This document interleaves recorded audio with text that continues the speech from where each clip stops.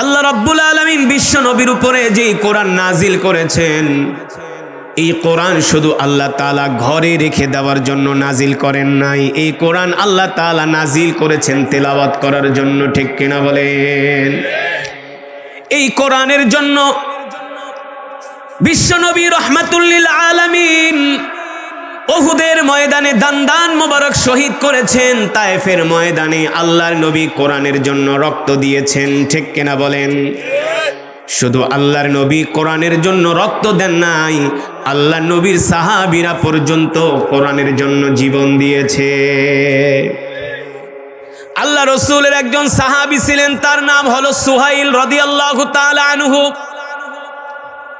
হযরত আমর বিন সুহাইল রাদিয়াল্লাহু তাআলা আনহু তিনি যখন কালেমা পড়ে মুসলমান হন, তিনি যখন মক্কার জমিনে কালেমা পড়ে মুসলমান হন, সুহাইল বিন আমর রাদিয়াল্লাহু তাআলা আনহু তিনি এক সময় ছিলেন একজন গরিব মানুষ, কিন্তু আল্লাহ তাআলা তাকে অনেক সম্পদ দিলেন।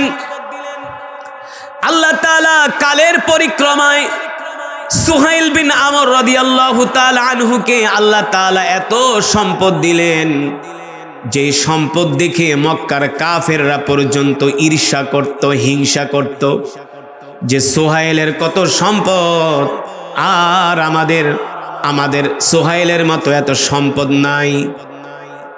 কিন্তু রাসূলের সাহাবী হযরত সুহাইল রাদিয়াল্লাহু তাআলা আনহু সম্পদের মোহে পড়ে, দুনিয়ার মোহে পড়ে কখনো আল্লাহ তাআলার দ্বীন ছেড়ে দেয় নাই। কিন্তু এই সমাজে এমন কিছু মুসলমান আছে, টাকা পয়সা হইলে, অর্থ সম্পদ হইলে আর তাকে মসজিদে খুঁজে পাওয়া যায় না। আছে না? টাকা পয়সা হইলে তাকে আর মসজিদে পাওয়া যায় না। অর্থ সম্পদের মালিক হলে তাকে আর মসজিদে খুঁজে পাওয়া যায় না। ও মুসলমান যুবক, রাসূলের সাহাবীরা কেমন ছিলেন? তারা দুনিয়াতে বসবাস করেছে, ঘর সংসার করেছে, কিন্তু তারা দুনিয়ার প্রেমে পাগল হয় নাই, সম্পদের জন্য পাগল হয় নাই, ক্ষমতার জন্য পাগল হয় নাই। তারা পাগল হয়েছে একমাত্র আল্লাহ তাআলার জন্য। ঠিক কিনা বলেন? সুহাইল রাদিয়াল্লাহু তাআলা আনহুর এত সম্পদ, মক্কার কাফেররা অবাক হয়ে যেত যে সুহাইলের এত সম্পদ, আর তার মতো আমাদের এত সম্পদ নাই। এই সম্পদ দেখে মক্কার কাফেররা তার সাথে শত্রুতা শুরু করে দিল। সুহাইল রাদিয়াল্লাহু তাআলা আনহু এই সম্পদের কারণে মক্কার কাফেররা তার বিরুদ্ধে চতুর্দিকে প্রোপাগান্ডা শুরু করে দিল। এক পর্যায়ে আল্লাহর নবী বিশ্ব নবী রাহমাতুল লিল আলামিন মক্কা থেকে হিজরত করে যখন মদিনায় চলে গেলেন, সাহাবী সুহাইল বিন আমর রাদিয়াল্লাহু তাআলা আনহু তিনিও সিদ্ধান্ত নিলেন তিনি আর মক্কায় থাকবেন না, তিনিও মদিনায় চলে যাবেন। কিন্তু মক্কায় তো তার বিশাল সম্পত্তি, মক্কায় তো তার বিশাল অট্টালিকা, মক্কায় তো তার এত সম্পদের পাহাড়। মক্কার কাফেররা মনে করেছিল মক্কা থেকে সবাই যদি মদিনায় চলে যায়, সোহাইল মক্কা থেকে মদিনায় যাবে না, কারণ এখানে হলো তার সম্পদ, তার অট্টালিকা। কারণ মানুষ দুনিয়াতে সব ছাড়তে চায়, সম্পদ ছাড়তে চায় না। চায় এক কাটাজ 1 ফিট জায়গার লেগে জীবন দিয়া দেয়। কথা কেনা? আমার বাপ দাদার সম্পত্তি, জীবন যাইব মাগার, জমি ছাড়ম না। হ্যাঁ, মামলা 1 টাকা 100টা দে, 2500 টাকা প্রতিদিন 6 বার নারায়ণগঞ্জ কোর্টে হাজিরা দিতে রাজি আছি, তারপরে জমি ছাড়া যাইব না। কথা বলেন? মানুষ সম্পদের মায়া ছাড়তে চায় না, অর্থের মায়া ছাড়তে চায় না। কিছু মানুষ এমনও বলে সন্তান মরে গেলে সন্তানের শোক ভোলা যায়, মাগার অর্থের শোক ভোলা যায় না। কিন্তু আল্লাহ রাসূলের এই সাহাবী সুহাইল রাদিয়াল্লাহু তাআলা আনহু, ও যুবক, কেমন ছিল রাসূলের সাহাবীরা? তাদের কাছে সম্পদের কোনো দাম ছিল না, তাদের কাছে সম্পদের কোনো মূল্য ছিল না, কিন্তু তাদের কাছে মূল্য ছিল আল্লাহর দ্বীন। আল্লাহর দ্বীনের জন্য তারা জীবন দিয়া দিছে, ঠিক কিনা বলেন? আল্লাহর দ্বীনের জন্য তারা সব ত্যাগ করেছে, সব কোরবানি করেছে, কিন্তু আল্লাহর দ্বীন রাসূলের সাহাবীরা ছাড়ে নাই।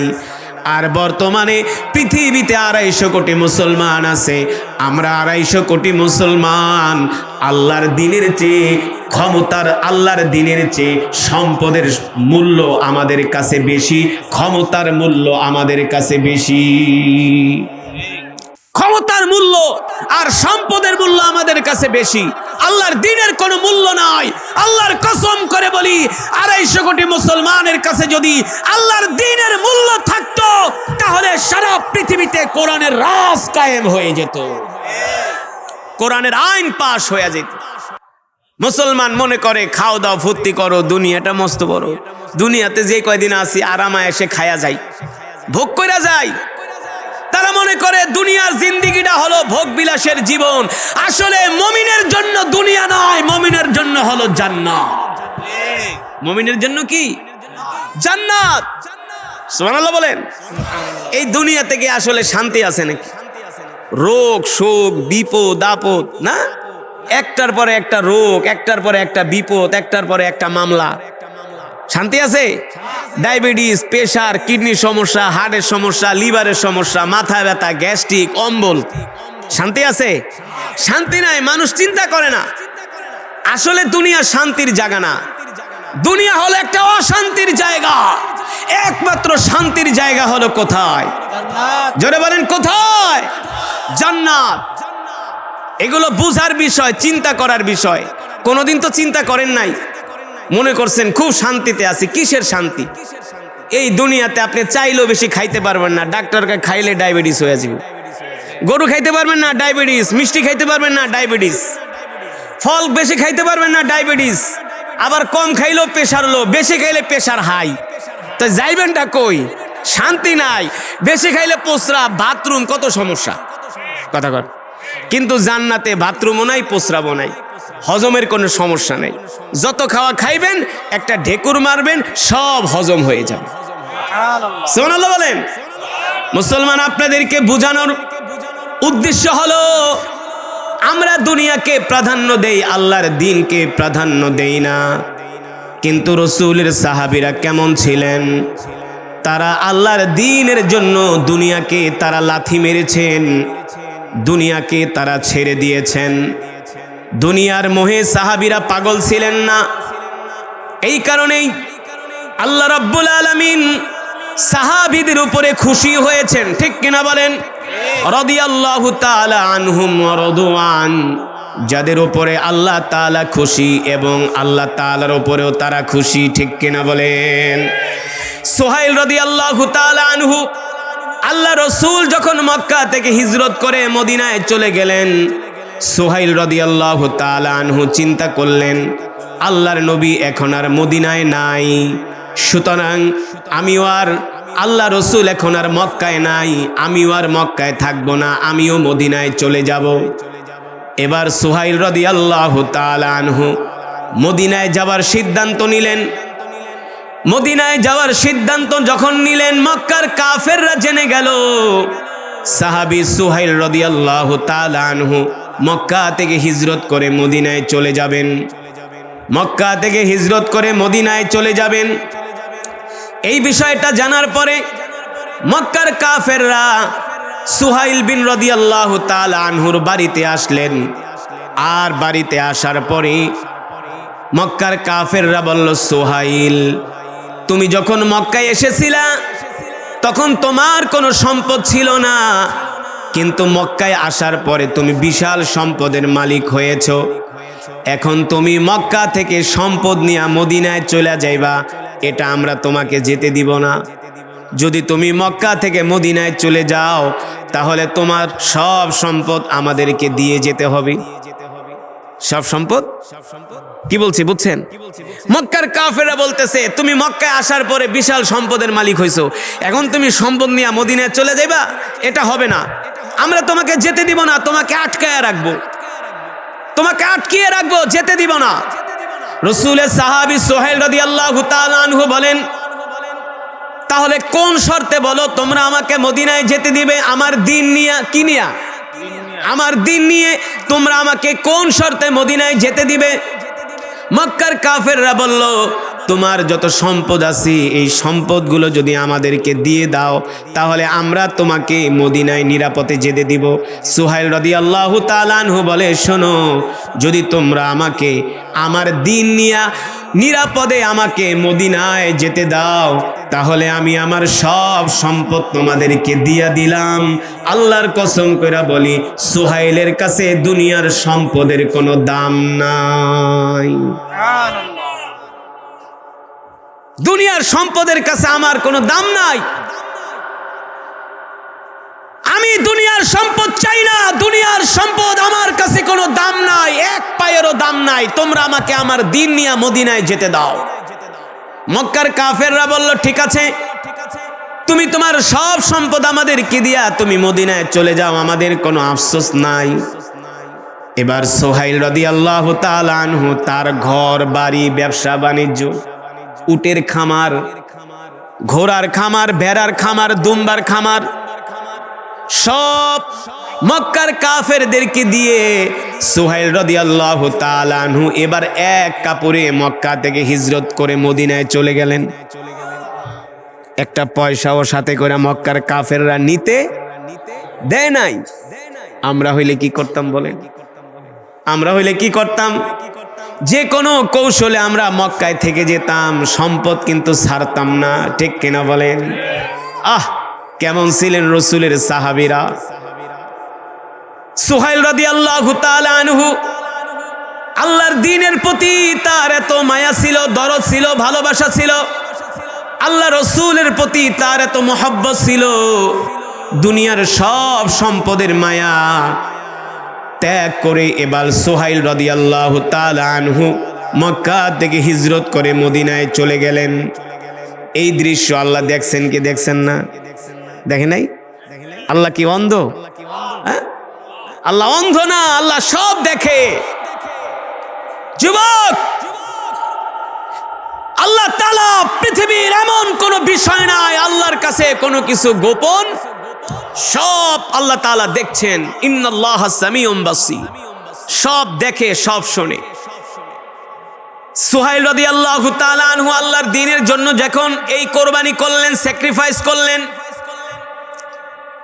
আল্লাহ তাআলা এত খুশি হয়ে গেলেন, সাথে সাথে আল্লাহ তাআলা সুহাইল রাদিয়াল্লাহু তাআলা আনহুর এই কোরবানি দেখা আল্লাহ তাআলা কোরআনের আয়াত নাজিল করে দিলেন।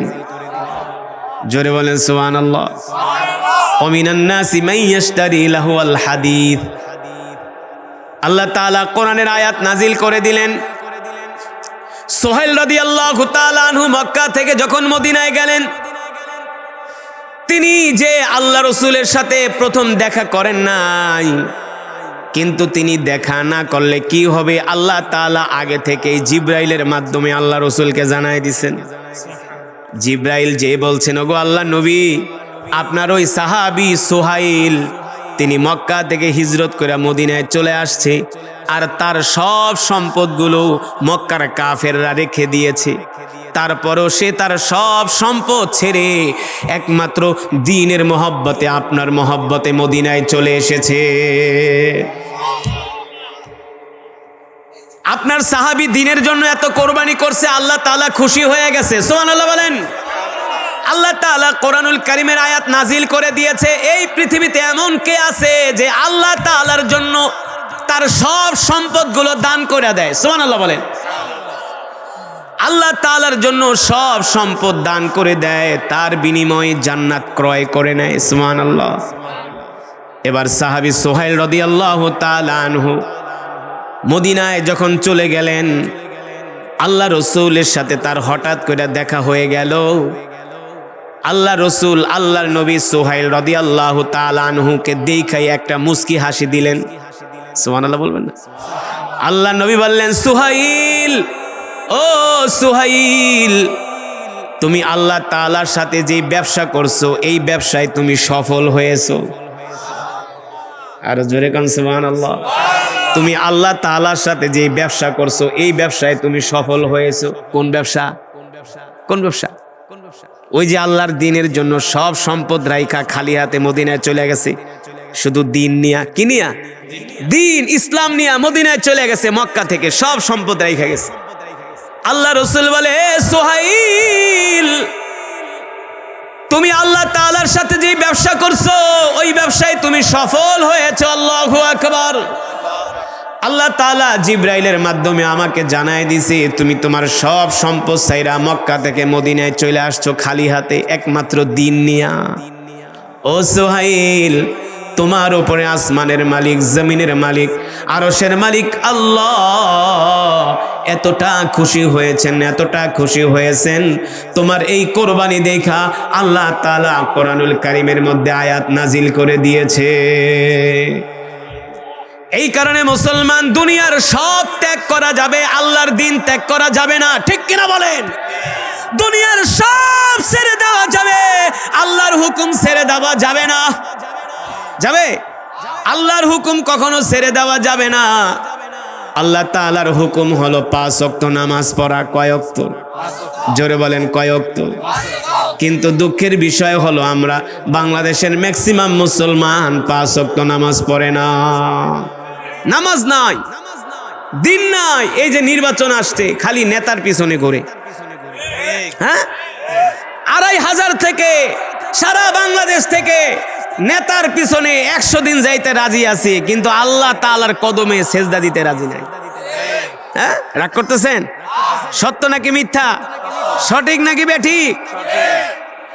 আমি গেছি সুনামগঞ্জ এক মাহফিলে, গোয়াইনঘাট। তো ওই এলাকার মানুষ কয়, হুজুর আমরা কয়দিন পরে ঢাকা যাব। কই কেন? কই আমগো নেতায় ডাক দিছে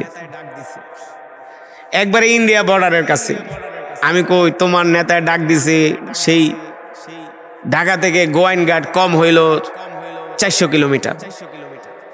400 কিলোমিটার দূর থেকে তুমি ঢাকায় যাইতে পারবা? নামাজ ঠিক মতো 5 ওয়াক্ত পড়ো? কয় হুজুর নামাজ তো পড়ি না। আমি কই নেতার ডাকে 400 কিলোমিটার 800 কিলোমিটার জার্নি করতে পারবা, আর আল্লাহর ডাকে 10 কদম আগায়া মসজিদে যায় নামাজ পড়তে পারবা না? হ্যাঁ, আজান শোনার পরে হাইয়া আলাস সালাহ হাইয়া আলাল ফালাহ শোনার পরে তোমার ঈমান যদি তোমাকে মসজিদে আনতে না পারে, এই ঈমান তোমাকে আল্লাহর জান্নাতেও নিতে পারবে না। পারবে? তুমি 10 কদম 20 কদম হাইটা মসজিদে যায় নামাজ পড়তে পারো না, আর দুনিয়ার ধান্দায় তুমি শত শত কিলোমিটার আসতে পারো, ঠিক না? আর রাসূলের সাহাবীরা সব ছেড়ে দিয়েছে, অর্থ সম্পদ, টাকা পয়সা, বাড়ি গাড়ি, সন্তান সন্ততি, মাগার তারা দিন ছাড়ে না। কি ছাড়ে নাই? দিন ছাড়ে নাই। এই কারণে যুবক, যুগ জামানা পাল্টে দিতে চাইলে অনেকজন, একজনেই আনতে পারে জাতির জাগরণ, ঠিক না? এখানে যারা আছেন এদের মধ্য থেকে 2 জনও যদি হেদায়াত হয়ে যায়, তাদের দ্বারা দিন কায়েম হয়ে যাবে, দিন কায়েম হয়ে যাবে। আল্লাহ রসুলের সাহাবীর সংখ্যা ছিলেন 1,26,000। কত হাজার? এদের মধ্যে 10,000ই ছিলেন কোরআনের হাফেজ। সুবহানাল্লাহ। কয় হাজার? 10,000। এই যে আজকে এই মাদ্রাসা থেকে অনেক ছাত্ররা পাগড়ি নিয়েছে না, 8 জন কোরআনের হাফেজ। এটা আপনাদের এলাকার জন্য যে কত গর্বের বিষয়, কত গৌরবের বিষয়। আর আপনারা যে এই মাহফিলে উপস্থিত হয়েছেন, এটাও আপনাদের জন্য অনেক বড় সৌভাগ্য। এখানে 8 জন হাফেজ কোরআনে হাফেজ হয়েছে, 8 জন ছেলে কোরআনে হাফেজ হয়েছে। তাদের কি মর্যাদা জানেন? তাদের কত মর্যাদা! তারা হবে হাসরের ময়দানে সেলিব্রিটি। আল্লাহ তাআলা তাদের মাথায় একটা নূরের তাজ পরায় দিবে, নূরের তাজ। সুবহানাল্লাহ বলেন। এই নূরের তাজে এমন আলো হবে, পুরা দুনিয়া আলোকিত হয়ে যাবে তাদের নূরের টুপির কারণে। তাদেরকে আল্লাহ তাআলা হাসরের ময়দানে প্রথম কাতারে জায়গা দিবেন, তারা সবার সামনের কাতারে থাকবে।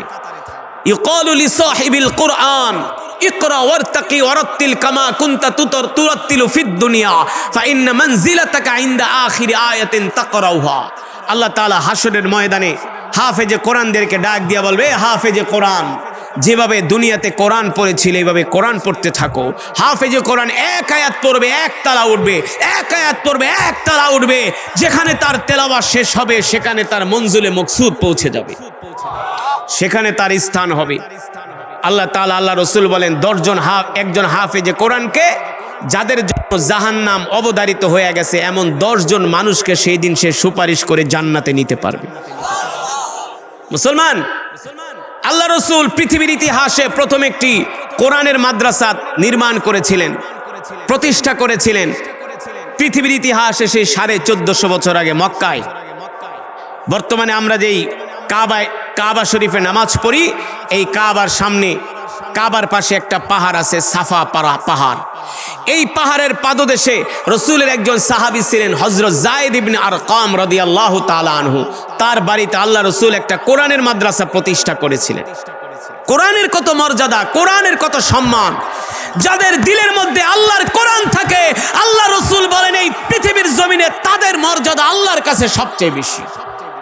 আল্লাহ তাদের সবচেয়ে বেশি ভালোবাসেন, তাদের বেশি মর্যাদা দেন। এই সাহাবী যায়েদ ইবনে আরকাম রাদিয়াল্লাহু তাআলা আনহুর বাড়িতে যে মাদ্রাসা হয়েছিল, এই মাদ্রাসার নাম হলো দারে আরকাম। এই কোরআনের মাদ্রাসার প্রথম হাফেজ হলেন সৈয়দনা আবু বকর সিদ্দিক রাদিয়াল্লাহু তাআলা আনহু। দেখেন, মুসলমানদের 4 জন খলিফা ছিলেন। কয়জন? সৈয়দনা আবু বকর, সৈয়দনা ওমর ইবনুল খাত্তাব, সৈয়দনা উসমান ইবনে আফফান, সৈয়দনা আলী কাররামাল্লাহু ওয়াজহা, আলী ইবনে আবি তালিব, আলী কাররামাল্লাহু ওয়াজহা। মুসলমানদের 4 জন খলিফা, এই 4 খলিফাই ছিলেন কোরআনের হাফেজ। 4 খলিফাই ছিলেন কি? কোরআনের হাফেজ। আর এখন আমাদের পৃথিবীতে যারা নেতৃত্ব দেয়, মুসলমান দেশের যারা রাষ্ট্রপ্রধান, এগুলা ঠিক মতো নামাজই পড়ে না। হ্যাঁ, কোরআন তো পড়বে দূরের কথা। যাদের কাছে আল্লাহর কোরআন আছে পৃথিবীতে তারাই উন্নত। বর্তমানে মালয়েশিয়ার যিনি প্রেসিডেন্ট তার নাম হলো আনোয়ার ইব্রাহিম। আমি এই মালয়েশিয়ার রাষ্ট্রীয় প্রোগ্রামে এই পর্যন্ত 5 বার গিয়েছি, 5 বার। মালয়েশিয়ানরা তাদের স্বাধীনতা দিবসের দিন তারা রোজা রাখে, কোরআনের মাহফিল করে স্বাধীনতা দিবসে। আর আমাদের স্বাধীনতা দিবস কবে? 16 ডিসেম্বর। 15 ডিসেম্বর রাতের থেকে শুরু হয়। কি হয়? ডিজে পার্টি আর খিচুড়ি খাওয়া না, আর গান আর গান, নাচ আর নাচ। মানে এত অশিক্ষিত, এত ফটকা জাতি আমরা। আর মালয়েশিয়ার প্রেসিডেন্ট বর্তমান আনোয়ার ইব্রাহিম, তিনি নামাজের ইমামতি করেন, তিনি কোরআনের হাফেজ। আজকে মালয়েশিয়া পৃথিবীর একটা উন্নত রাষ্ট্র। ব্রুনাইয়ের ম্যাক্সিমাম মানুষ কোরআন পড়তে পারে, আরবের ম্যাক্সিমাম মানুষ তারা কোরআন পড়তে পারে। আপনি আফ্রিকাতে যান, আফ্রিকার ম্যাক্সিমাম মানুষ কোরআন পড়তে পারে, শুধু বাংলাদেশের মানুষ কোরআন পারে না, আলেমরা ছাড়া। রাগ করতেছেন? অথচ এই কোরআন আল্লাহ কেন নাজিল করেছেন? আল্লাহ কোরআন নাজিল করেছেন কোরআন পড়ার জন্য, ঘরে রেখে দেওয়ার জন্য নয়। সামনে রমাদান আসছে, কোরআনের মাস। আমরা যারা কোরআন পড়তে পারি না, এখন থেকে আমরা কোরআন শিখব। রাজি আছেন? কি শিখবেন? কোরআন শিখবেন। ওই যে রসুলের সাহাবী সুহাইল রাদিয়াল্লাহু তাআলা আনহু কোরআনের মহাব্বতে নিজের সম্পদ, ঘর বাড়ি, টাকা পয়সা, অর্থ বিত্ত, অট্টালিকা সব ছেড়ে একমাত্র কোরআনের জন্য হিজরত করে মক্কা থেকে খালি হাতে মদিনায় চলে গিয়েছেন।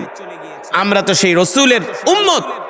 আল্লাহ রসুল তো হাসরের ময়দানে আমাদেরকে ধরবেন আর বলবেন, দেখ আমার সাহাবীরা কোরআনের জন্য কত কোরবানি করছে, আর তোরা আমার উম্মত হইয়া কোরআনের জন্য কি করছস? তোরা তো কোরআনের আইন বিশ্বাস করস নাই, শরিয়া আইন বিশ্বাস করস নাই। ঠিক কিনা বলেন? শরিয়া আইনের বিরুদ্ধে, কোরআনের আইনের বিরুদ্ধে তোরা কথা বলছস। সেই দিন হাসরের ময়দানে আমরা আল্লাহ রাসূলকে কিভাবে মুখ দেখাবো?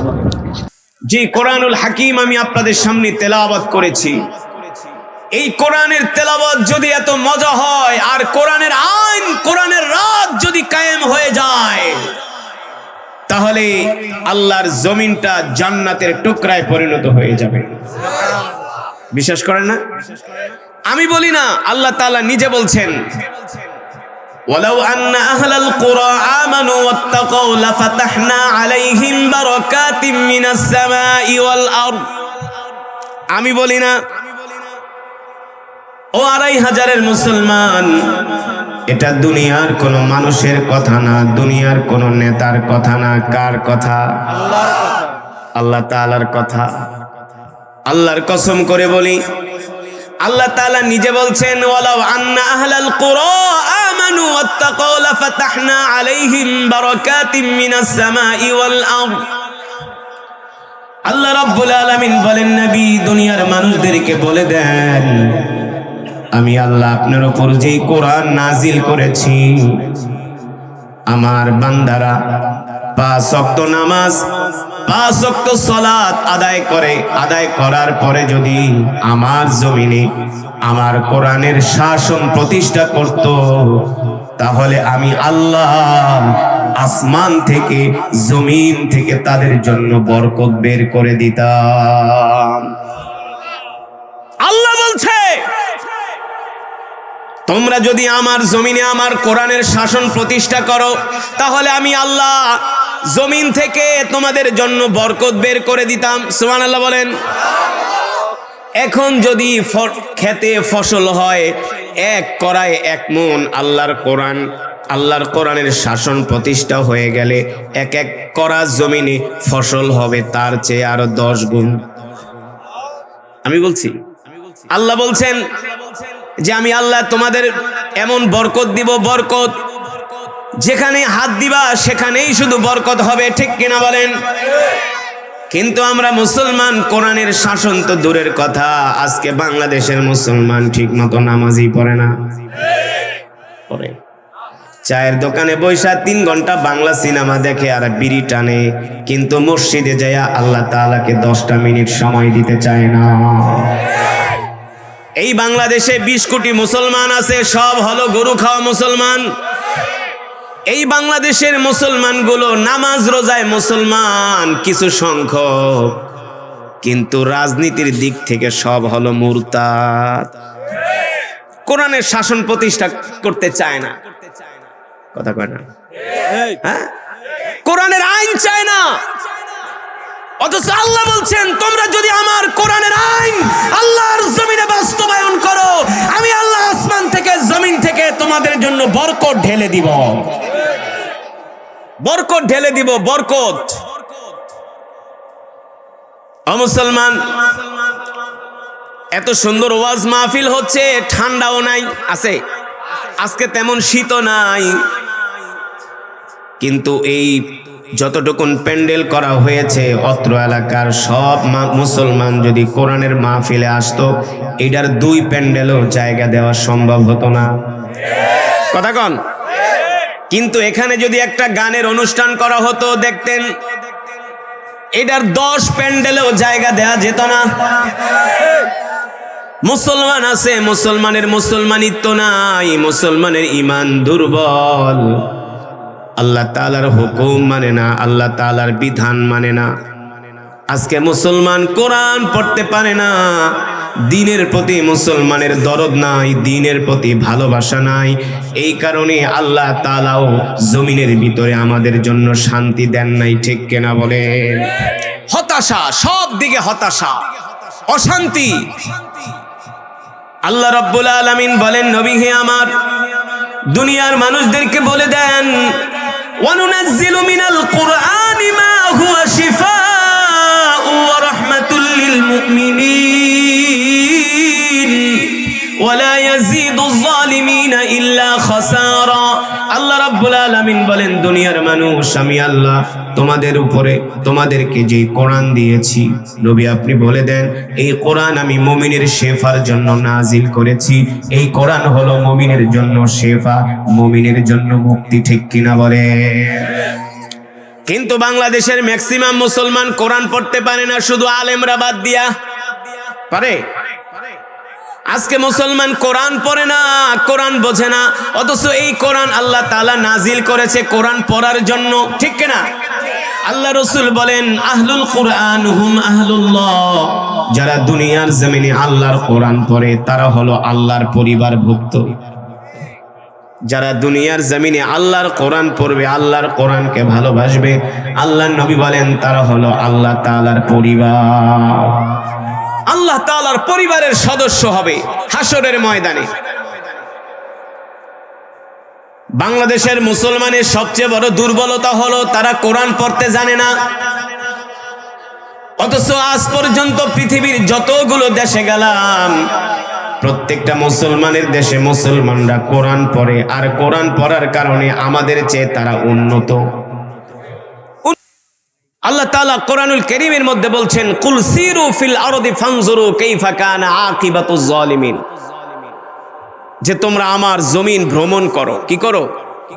ভ্রমণ করো। জমিন ভ্রমণ করলে ঈমান বাড়ে। এই কারণে টাকা হইলে শুধু ঘুরবেন, কি করবেন?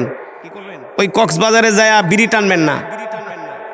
পৃথিবীর আল্লাহর অনেক নিদর্শন আছে, ওগুলো দেখবেন, তাইলে ঈমান বাড়বে। এবার গেলাম হোটেলে, ওরা আমাকে বলল, হযরত শেখ আপনার তেলাওয়াতের শিডিউল হলো রাত 10:30টায়। 30টা দেশ থেকে, পুরা পৃথিবীর 30টা দেশ থেকে আন্তর্জাতিক ইসলামিক স্কলার, আন্তর্জাতিক কারি সবাই ওই সময় তেহরানে। তো আমি বললাম, মিয়া তুমগো দেশে যে বরফ পড়ে, রাত 10:30 বাজে কি প্রোগ্রামে লোক থাকবে নাকি? আপনি শুধু আইসাই দেখেন, আপনি শুধু এসেই দেখেন। তো আমি রাত 10টার দিকে আমার জন্য গাড়ি পাঠাইলো। বিকালে যে শীত ছিল, সন্ধ্যার পরে তো মানে একদিকে ঠান্ডা আর একদিকে হচ্ছে স্নো পড়ে, স্নো, বরফের বৃষ্টি। মানে কি যে ঠান্ডা এটা আপনার বুঝাতে পারবো না। তো ওই গাড়ি আমাকে একটা নিয়ে আসছে নেওয়ার জন্য প্রোগ্রামে। পুরা গাড়ি দেখে যে একেবারে বরফে ঢেকে গেছে। 1-2 মিনিটে পুরা গাড়ি বরফ হয়ে যায়, পুরা বরফ পড়ে যায়। তো ওই ড্রাইভার কি করতেছে, লোহার একটা কি দিয়ে যেন বরফগুলো এভাবে কেটে কেটে গাড়ির গেট খুলে আমাকে ভিতরে ঢুকেছে। আমি তাড়াতাড়ি হিটার দাও, মানে এত ঠান্ডা। হিটার দিল। তো যাচ্ছি তেহরান থেকে সেই প্রোগ্রামের জায়গায়। তো সেই প্রোগ্রামের জায়গায় যখন গেলাম, এলাহি কাণ্ড। পুরা প্রোগ্রামের যেই এরিয়াটা, চতুর্দিকে গাড়ি নিয়ে আসছে সব। ইরানের মায়েরা তাদের ছোট ছোট মেয়েদেরকে বোরকা পরিয়ে, বাবারা তার ছেলেদেরকে শীতের ড্রেস পরিয়ে, এই ঠান্ডার ভিতরে হাজার হাজার মানুষ, হাজার হাজার মানুষ। বিশ্বাস করবেন না, এই যে দেখেন এই বরফ, এই বরফ যদি বাংলাদেশে পড়তো, একটা মসজিদে আইতো? আসতো? কন আসতো? এই বরফ যদি পড়তো বাংলাদেশে, এই বরফের ভিতরে আমি বলি, কি বলো? বলে হ্যাঁ। যে দেখি হাজার হাজার পুরুষ, ছোট ছোট বাচ্চারা কোরআন শোনার জন্য তারা অধিক আগ্রহে অপেক্ষা করছে, অধিক আগ্রহে। আমি তেলাওয়াত করতেছিলাম, দেখছি অনেক ইরানিয়ানরা কোরআন শুনে তারা কান্না করতেছে। অনেক ইরানিয়ানরা, বৃদ্ধরা কোরআন শুনে কান্না করছে। তো সেখান থেকে আরেকটা প্রোগ্রামে নিয়ে গেল ইস্পাহান। তেহরান থেকে প্রায় 150 কিলোমিটার দূরে ইস্পাহান আরেক জায়গায় নিয়ে গেল। সেখানে যে দেখি আরেক এলাহি কাণ্ড, এশারের সময় প্রোগ্রাম। পুরা রাস্তা বরফে ঢেকে গেছে। আমি বলি, এই শীতের ভিতরে, এই বরফের ভিতরে তোমাদের দেশের মানুষ কি আসবে? বলে খালি দেখো না। এশারের আজান দিতে দিদি হাজার হাজার ইরানিয়ানরা ওই বড় বড় জুতা পরে, শীতের পোশাক পরে তারা এশারের নামাজে এসে শামিল হয়ে তারা জামাতের সাথে নামাজ আদায় করছে। মুসলমান আল্লাহর বান্দারা, এই কথাগুলো আপনাদেরকে কেন বললাম? মালিক কে? আমাদের রিজিকের মালিক কে? মুসলমান আমরা কার গোলাম? আরো জোরে বলতে হবে, মুসলমান কার গোলাম? আলা লাহুল খালকু ওয়াল আমর, তাবারাকাল্লাহু রাব্বুল আলামিন। সৃষ্টি যার, হুকুম চলবে তার। ঠিক কি না? কিন্তু এই কথা যে আমরা বলবো, আমাদের কমর তো দুর্বল, সেই সাহস তো এখন মুসলমানের নাই। যতদিন পর্যন্ত আল্লাহর জমিনে আল্লাহর কোরআনের শাসন প্রতিষ্ঠা না হবে, ততদিন পর্যন্ত আল্লাহর জমিনে শান্তি আসবে না। আসবে? শান্তি আছে? কই শান্তি? মারামারি, কাটাকাটি, হানাহানি, হিংসা, বিদ্বেষ, জুলুম, ঠিক কিনা? অত্যাচার জমিনে ছেয়ে গিয়েছে। কিন্তু আল্লাহর জমিনে যদি আল্লাহর কোরআনের রাজ কায়েম হয়ে যায়, এই পৃথিবীর জমিনে জুলুম বলতে কিছু থাকবে না।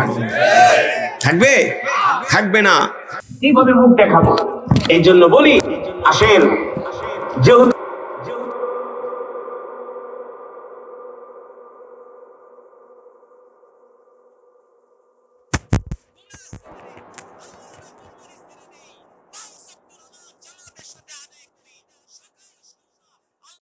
আল্লাহ রাব্বুল আলামিন বিশ্ব নবীর উপরে যে কোরআন নাজিল করেছেন, এই কোরআন শুধু আল্লাহ তাআলা ঘরে রেখে দেওয়ার জন্য নাজিল করেন নাই। এই কোরআন আল্লাহ তাআলা নাজিল করেছেন তেলাওয়াত করার জন্য। ঠিক কিনা বলেন? এই কোরআনের জন্য বিশ্ব নবী রাহমাতুল লিল আলামিন উহুদের ময়দানে দান মোবারক শহীদ করেছেন। তায়েফের ময়দানে আল্লাহর নবী কোরআনের জন্য রক্ত দিয়েছেন। ঠিক কিনা বলেন? শুধু আল্লাহর নবী কোরআনের জন্য রক্ত দেন নাই, আল্লাহ নবীর সাহাবীরা পর্যন্ত কোরআনের জন্য জীবন দিয়েছে। আল্লাহ রসুলের একজন সাহাবী ছিলেন, তার নাম হলো সুহাইল রাদিয়াল্লাহু তাআলা আনহু। হযরত আমর বিন সুহাইল রাদিয়াল্লাহু তাআলা আনহু তিনি যখন কালেমা পড়ে মুসলমান হন, তিনি যখন মক্কার জমিনে কালেমা পড়ে মুসলমান হন, সুহাইল বিন আমর রাদিয়াল্লাহু তাআলা আনহু তিনি এক সময় ছিলেন একজন গরিব মানুষ, কিন্তু আল্লাহ তাআলা তাকে অনেক সম্পদ দিলেন। আল্লাহ তাআলা কালের পরিক্রমায় সুহাইল বিন আমর রাদিয়াল্লাহু তাআলা আনহুকে আল্লাহ তাআলা এত সম্পদ দিলেন, যে সম্পদ দেখে মক্কার কাফেররা পর্যন্ত ঈর্ষা করত, হিংসা করত, যে সুহাইলের কত সম্পদ, আর আমাদের সুহাইলের মতো এত সম্পদ নাই। কিন্তু রাসূলের সাহাবী হযরত সুহাইল রাদিয়াল্লাহু তাআলা আনহু সম্পদের মোহে পড়ে, দুনিয়ার মোহে পড়ে কখনো আল্লাহ তাআলার দিন ছেড়ে দেয় নাই। কিন্তু এই সমাজে এমন কিছু মুসলমান আছে, টাকা পয়সা হইলে, অর্থ সম্পদ হইলে আর তাকে মসজিদে খুঁজে পাওয়া যায় না। আছে না? টাকা পয়সা হইলে তাকে আর মসজিদে পাওয়া যায় না। অর্থ সম্পদের মালিক হলে তাকে আর মসজিদে খুঁজে পাওয়া যায় না। ও মুসলমান যুবক, রাসূলের সাহাবীরা কেমন ছিলেন? তারা দুনিয়াতে বসবাস করেছে, ঘর সংসার করেছে, কিন্তু তারা দুনিয়ার প্রেমে পাগল হয় নাই, সম্পদের জন্য পাগল হয় নাই, ক্ষমতার জন্য পাগল হয় নাই। তারা পাগল হয়েছে একমাত্র আল্লাহ তাআলার জন্য। ঠিক কিনা বলেন? সুহাইল রাদিয়াল্লাহু তাআলা আনহুর এত সম্পদ, মক্কার কাফেররা অবাক হয়ে যেত যে সুহাইলের এত সম্পদ, আর তার মতো আমাদের এত সম্পদ নাই। এই সম্পদ দেখে মক্কার কাফেররা তার সাথে শত্রুতা শুরু করে দিল। সুহাইল রাদিয়াল্লাহু তাআলা আনহু এই সম্পদের কারণে মক্কার কাফেররা তার বিরুদ্ধে চতুর্দিকে প্রোপাগান্ডা শুরু করে দিল। এক পর্যায়ে আল্লাহর নবী বিশ্ব নবী রাহমাতুল লিল আলামিন মক্কা থেকে হিজরত করে যখন মদিনায় চলে গেলেন, সাহাবী সুহাইল বিন আমর রাদিয়াল্লাহু তাআলা আনহু তিনিও সিদ্ধান্ত নিলেন তিনি আর মক্কায় থাকবেন না, তিনিও মদিনায় চলে যাবেন। কিন্তু মক্কায় তো তার বিশাল সম্পত্তি, মক্কায় তো তার বিশাল অট্টালিকা, মক্কায় তো তার এত সম্পদের পাহাড়। মক্কার কাফেররা মনে করেছিল মক্কা থেকে সবাই যদি মদিনায় চলে যায়, সুহাইল মক্কা থেকে মদিনায় যাবে না, কারণ এখানে হলো তার সম্পদ, তার অট্টালিকা। কারণ মানুষ দুনিয়াতে সব ছাড়তে চায়, সম্পদ ছাড়তে চায় না। চায় এক কাটাজ 1 ফিট জায়গার লেগে জীবন দিয়া দেয়। কথা কেনা? আমার বাপ দাদার সম্পত্তি, জীবন যাইব মাগার, জমি ছাড়ুম না। হ্যাঁ, মামলা 1 টাকা 100টা দে, 2500 টাকা প্রতিদিন 6 বার নারায়ণগঞ্জ কোর্টে হাজিরা দিতে রাজি আছি, তারপরে জমি ছাড়া যাইব না। কথা বলেন? মানুষ সম্পদের মায়া ছাড়তে চায় না, অর্থের মায়া ছাড়তে চায় না। কিছু মানুষ এমনও বলে সন্তান মরে গেলে সন্তানের শোক ভোলা যায়, মাগার অর্থের শোক ভোলা যায় না। কিন্তু আল্লাহ রসুলের এই সাহাবী সুহাইল রাদিয়াল্লাহু তাআলা আনহু, ও যুবক, কেমন ছিল রসুলের সাহাবীরা? তাদের কাছে সম্পদের কোনো দাম ছিল না, তাদের কাছে সম্পদের কোনো মূল্য ছিল না, কিন্তু তাদের কাছে মূল্য ছিল আল্লাহর দ্বীন। আল্লাহর দ্বীনের জন্য তারা জীবন দিয়া দিছে, ঠিক কিনা বলেন? আল্লাহর দ্বীনের জন্য তারা সব ত্যাগ করেছে, সব কোরবানি করেছে, কিন্তু আল্লাহর দ্বীন রসুলের সাহাবীরা ছাড়ে নাই। আর বর্তমানে পৃথিবীতে 250 কোটি মুসলমান আছে, আমরা 250 কোটি মুসলমান আল্লাহর দ্বীনের চেয়ে, ক্ষমতার আল্লাহর দ্বীনের চেয়ে সম্পদের মূল্য আমাদের কাছে বেশি, ক্ষমতার মূল্য আমাদের কাছে বেশি।